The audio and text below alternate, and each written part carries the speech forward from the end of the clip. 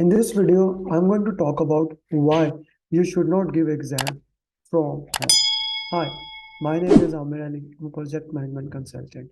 We have helped thousands of students in last few years to become certified PMP. In just this year, we have more than 262 certified PMP who have joined our batch and one-to-one programs. Apart from them, through my Udemy courses, YouTube's, daily questions, we have helped a lot of students. We daily get emails from the students, WhatsApp messages thanking us for us. All these things are for you to become certified PM. So let's talk about the today's topic that I wanted to share it with you. Now, since the COVID happens, PMI has also started giving exam from home, and many people are giving exam from home successfully. Being said that, let's talk about probability. Since you are becoming a project manager, we should talk about probability. How easy it is to give exam from home and how hard it is to give exam from home. Yes, it's a paradox. Let's talk about both pros and then cons, and then you can decide which one is the easiest way. But before talking about that, let's talk about why in the first place you will be giving exam from home.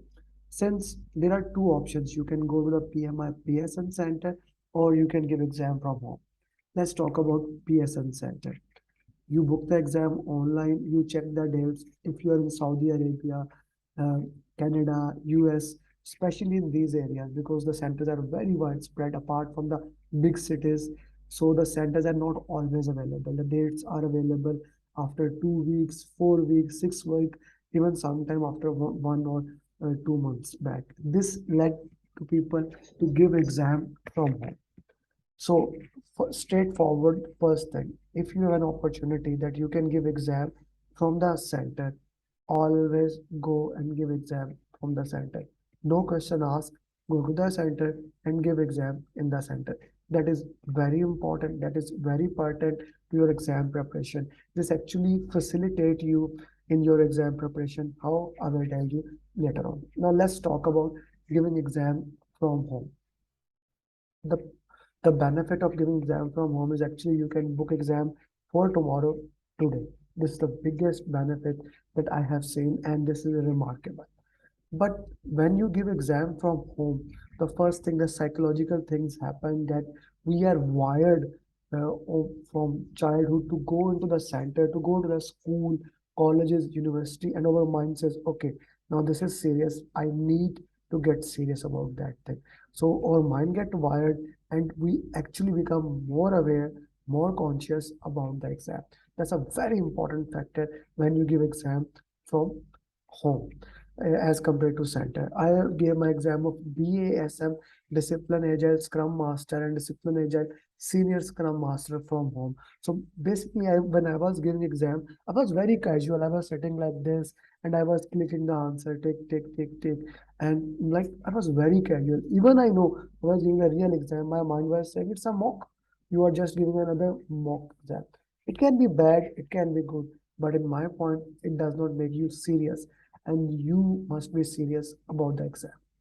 Being said that, let's talk about other problems that you can have while giving exam from home, and my hundreds of students have suffered it while giving it from home or maybe from their offices if their internet is not good.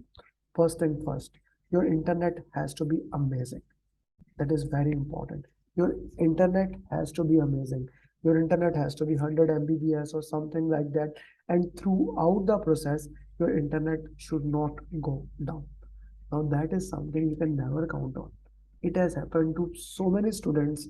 I'm talking about my personal students. So many students that they were giving exam, and along the way, the internet went down. Maybe their internet went down or the PSN's internet went down. Anywhere, the internet went down and your exams ends there. Now, whenever the internet went down and the exam ends there, what happens? You go to PMI PSN center, PMI PSN website, you raise your ticket that this has happened.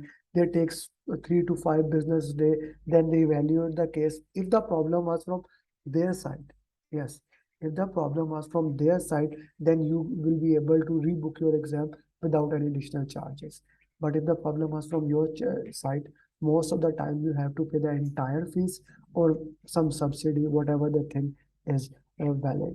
But the thing is that money, putting money aside, let's put the money aside, the tension, the feelings that you go through at that particular time, that's so painful that I can't even describe.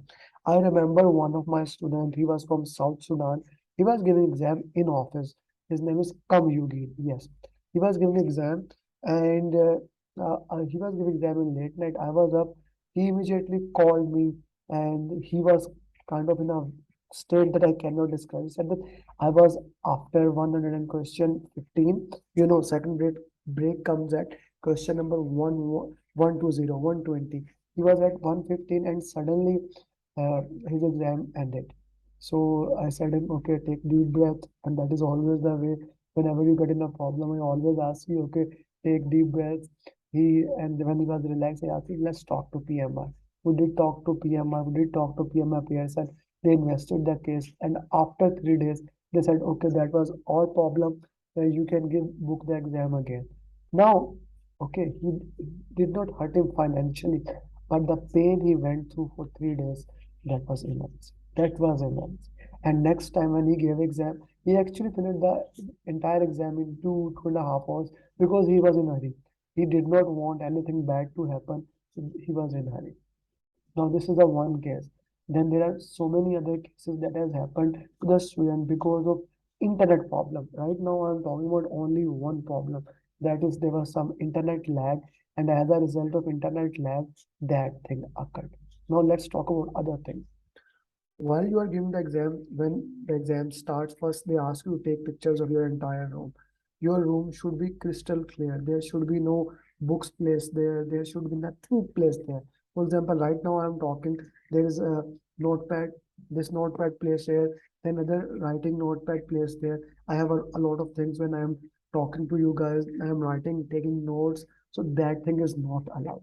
That thing is not allowed at all when you are giving the exam. Your desk has to be clear, your room has to be clear. There should be no noise. If there's any noise coming from your background of any kind, then they can cancel your exam. Your table has to be clear, your internet has to be clear. These things are very, very like dangerous thing. And now the next thing, when you are reading the question, you cannot read aloud. Yes, you heard it right. You cannot read aloud. You see, when I read my question, I am actually reading like this. Okay, this. Like I am reading like this. I, I have this habit, and I know majority of people they speak a little bit loud.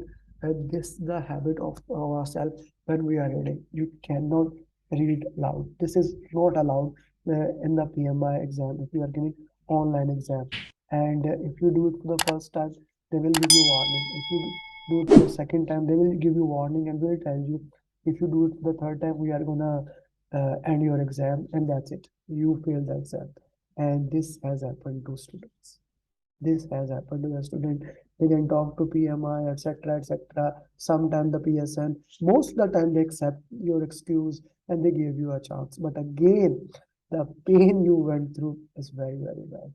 So this is again, you cannot even move your lips. Like if I even I don't make my sound, I read like this. Now I'm not making any sound, but still I'm not allowed to move my lips. This is a very dangerous scenario. That's why one more time I don't allow to give exam in the center, in the home.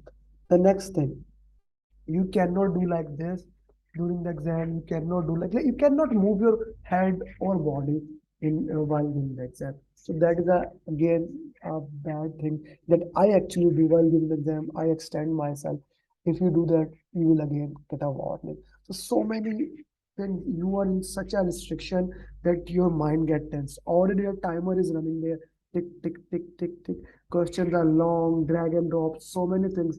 Plus this tension, if you can get a date in the center, go and give exam in the center. This is a very important thing that I always recommend, that you should give exam in the center. Now being said that, there are some benefits that students have utilized that while giving exam in the home. For example, you get a 10-minute break after 60 question, and one of my students still remember Ilyas, so he liked to have tea and we discussed, and he asked his wife, okay, I will be back in 70-80 minutes, so get tea ready. So his tea was ready. Even if you are living alone, you can order something and you can place the order outside and have a tea or coffee in that 10 minutes break. That is always there. And plus it's your home environment, you can adjust it. So there are so many good things also about it, but again we need to look at the pro and cons. And in my personal opinion, the cons are more as compared to pros. The only reason I can recommend you giving exam in the home is when your date is not available within 1 week or 2 weeks, maximum 2 weeks. Plus your center is like 4 kilometer 4 hour drive or 8 hour drive center. That is case in Saudi Arabia, so you should never do. Coming back to that point, if you live in India, especially in Bangalore, in Hyderabad, in Pune, in Delhi, Mumbai, Kerala, there are centers there. So within 1 week, dates get available. I never recommend you give exam from home. Never. If you are in USA, Canada, okay, maybe you can give exam from home. That can work. But in Saudi Arabia, in India, still I recommend go and give exam, and also in Pakistan from the centers, because centers are available there, and centers are better. I always recommend that you give exam in the center.